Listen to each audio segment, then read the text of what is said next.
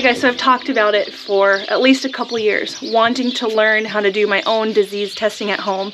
Now that I've learned and I have the funds, I'm going to be disease testing 20 goats today. Or at least getting their blood to send it off in order to get it tested.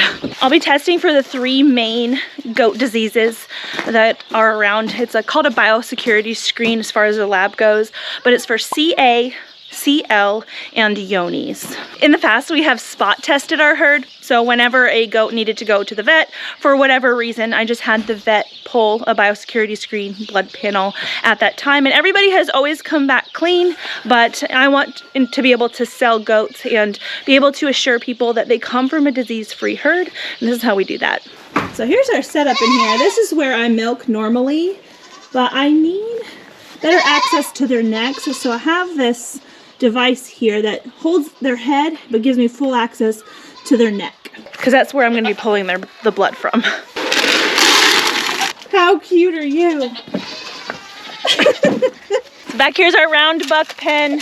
Havoc, this buckskin right here, he is the hardest goat to catch on the whole farm, so we're going to start with him. This is for you. I'm going to get you. Barrel might eat my camera. You can eat this. Don't let it fall in the water. Don't eat it. Don't really eat it. Oh, that's good. No! Stay here. Here we go. Here we go. So Havoc is very smart. Yep. I'm going to pouch this. We've helped you catch, or me and Rain have helped you catch him before. Yeah, he's a wreck.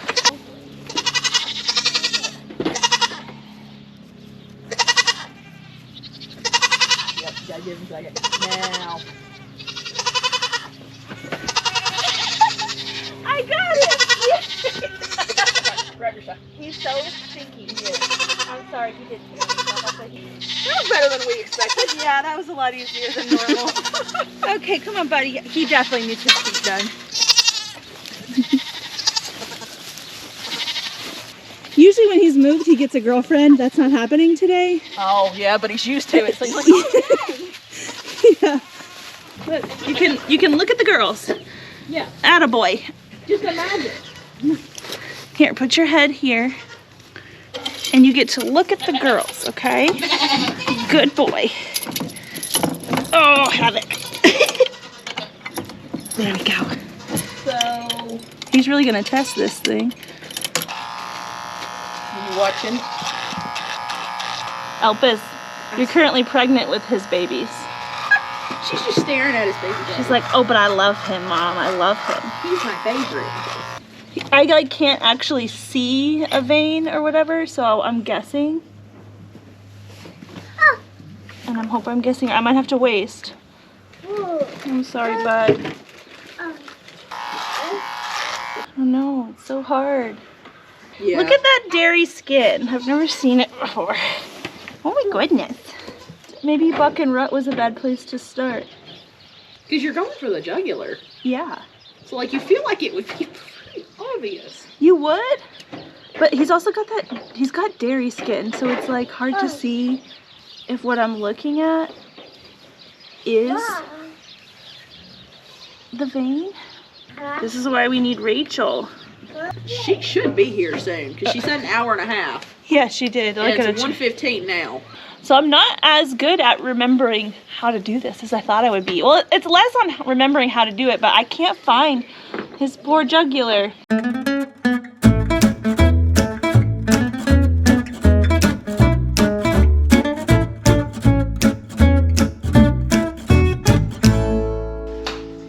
Hey guys, so yesterday was a little bit of a hot mess. I did get most of the herd with their blood drawn, but I did not get all of them. Some of them, it was just so hard to see the vein, but really our main issue of the day was I didn't have the right clippers.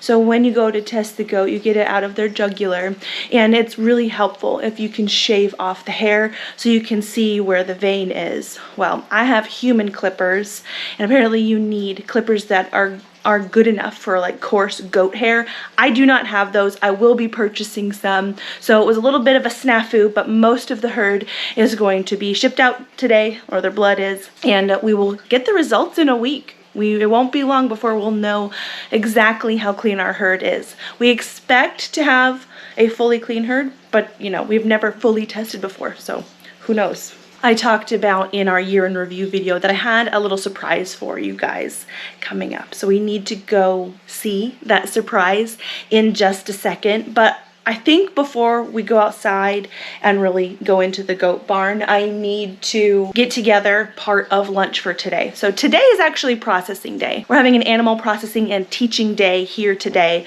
We're processing a couple goats, a few rabbits, some chickens, and maybe some guinea hens. And on processing day, especially when we're having company over, I like to make lunch, or we will provide lunch via like cold cut sandwiches or something like that. But really the rule is we will not eat the meat, especially the ones that we actually process, but we won't eat any of that same animal on the day that we process. And since we're processing such a variety of animals, it was a little hard to figure out what I was gonna make for lunch, but I am gonna get together one of our favorite meals that we make here. It's ham and potato casserole. And for that, I need to make the cream of mushroom soup from scratch. So if you've never made cream of soups before from scratch, it's actually quite a simple process. I'm going to be using some of the mushrooms that we have grown. And to start out, I need to make a roux, which is essentially an oil plus flour. And I'm going to be using this butter today. I haven't been getting enough of my own goat's milk to make butter. It's just not the time of year for it. So we've purchased some of this from our Amish friends. Put a nice big gob in the pan. There's a little bit of like buttermilk or whey. It's not gonna hurt it. I'm gonna add probably 1/4 to 1/3 cup-ish of flour in here and let these kind of melt together. If I was using fresh mushrooms, I would saute them in this roux to help the mushroomy flavor kind of come out. What I'm using today is freeze-dried mushrooms, and I could probably rehydrate these, cut them up, and then put them in here, but I'm just going to rehydrate them in the actual cream of soup that we're making. Whenever I make a cream of soup, I basically never use cream. I always use milk. Just gonna put some of that in there. And I like to add bone broth when I have it. I do not have bone broth today. The processing that we're going to be doing today is gonna help with that. I am gonna add some bouillon to this to help with flavor. And this has salt in it as well. Because these mushrooms are freeze-dried, I don't really have to spend time cutting them. I can just crunch them up. Oops. Make a mess or it doesn't count. So everything is starting to kind of bubble and thicken up. These larger mushroom pieces I'm going to blitz up with the food processor, so you won't really even see them, but the mushroom flavor is absolutely going to be in there. And of course all the nutrition.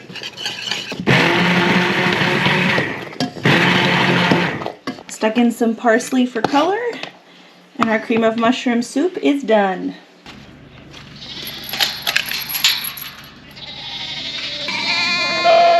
Good morning. Did your hay get rained on? Good morning.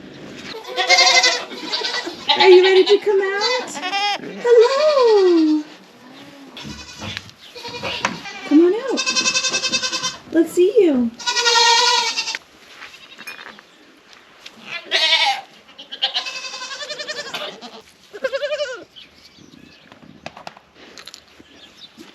So a few of you might catch on of who this is. Looks a lot like Calamity.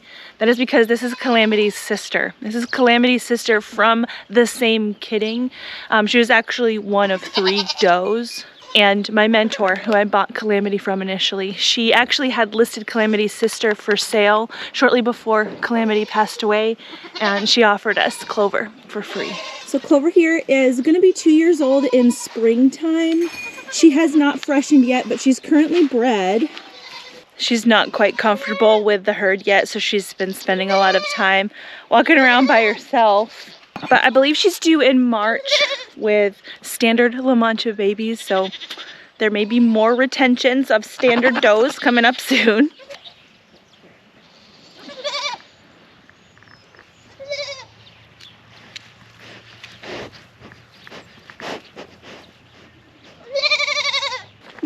lot of attention today, ma'am. Are you jealous? I noticed that she is scouring a little bit just from the stress of moving. She was not scouring yesterday. Actually, her poops looked really good yesterday, but she's not, you know, doing the best as far as herd integration. So I'm going to treat her today with a little bit of ivermectin. This is the horse paste, the 1.87%. You can give this orally at a rate or a dosage of 1 ml per 200 pounds. This is yummy. It's yummy. Okay, hold on. During times of stress, like moving, their immune system can take a dip, and when that happens, any worms that are on board, take that as an opportunity to proliferate. So we're gonna knock those guys down. You can see I shaved her neck a little bit yesterday because we did blood test her. She comes from a tested herd that tests clean, but I wanted to test her anyway, just to put her in the rotation. Clearly she doesn't love the camera as much as her sister Calamity. She's super friendly though. She's approachable. She's gonna warm up. And one of the best things is we don't lose Calamity's genetics here on the farm. We get to essentially keep exactly what we had, just in a different package. And we're really grateful for her. Yeah. Getting things together? Yeah. It's pretty simple. What? I said it's pretty simple what we're doing. Our little setup here. I don't know if you noticed, I picked up a gallon of vinegar just in case. Yeah, that's helpful. A lot of our processing equipment just kind of hangs out outside under the carport here. And so before we process any animals, we like to sterilize everything with the vinegar. I just pour the 5% vinegar on like these tables and things. And even though some stains might remain, it's good and clean. So making the ham and potato casserole itself is very simple. Just got a whole bunch of potatoes. It's probably around 4 pounds worth. I'm making a large batch of this, so I will put the actual recipe for the normal portions in the description box below. But I've got 2 onions and then a whole bunch of ham. This is from our pigs. So all of these bits here, I'm just gonna cut into about a 1/2 or a 3/4 inch dice and mix it all together with the cream of mushroom that we made. I actually got about a quart and then some out of what we did earlier. And I do not peel my potatoes. I never have, but these have been washed.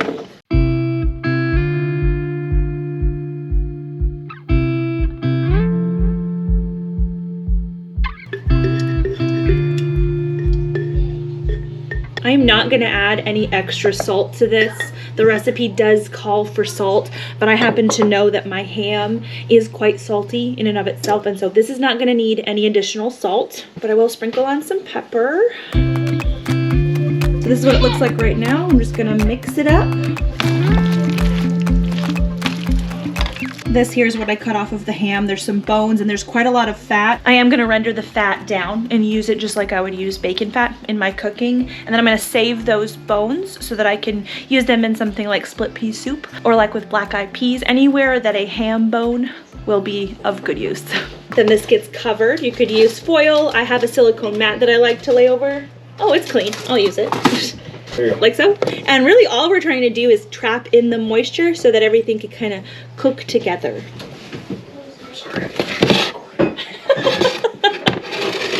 It's about an hour and a half. Really, we're just waiting for the potatoes to become tender.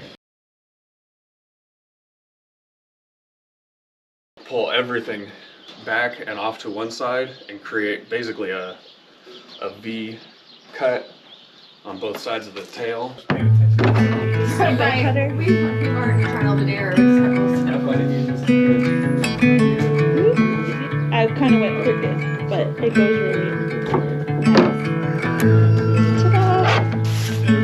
It drives him nuts because he wants measurements. How many teaspoons? I don't know.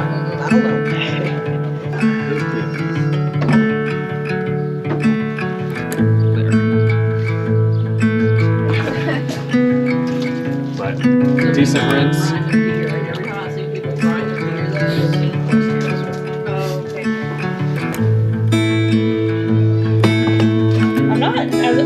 As they should be for someone who has a farm. Oh, yeah. I missed the action. Well, See, what happened is you just leave the men to do it.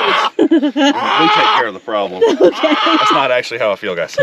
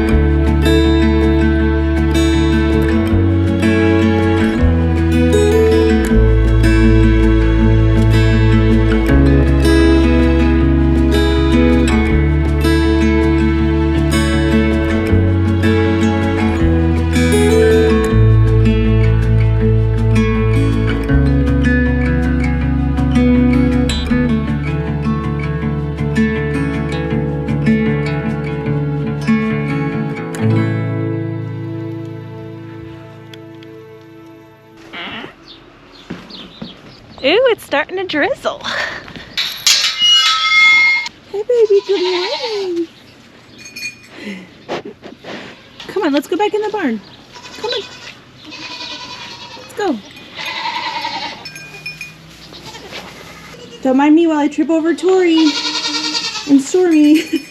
I had left Clover out last night with the herd instead of putting her away in the kidding stall. I came down to check on her and she was already in the barn. I got a little bit nervous that she was gonna try to sleep outside of the barn in the cold. But she was in the barn with the rest of the herd and she seems to be integrating pretty well. All another goat really has to do is kind of walk up to her and put their hackles up and she's gone. But there's not been a whole bunch of fighting and they are, you know, they're accepting her. It's just gonna take a little bit of time.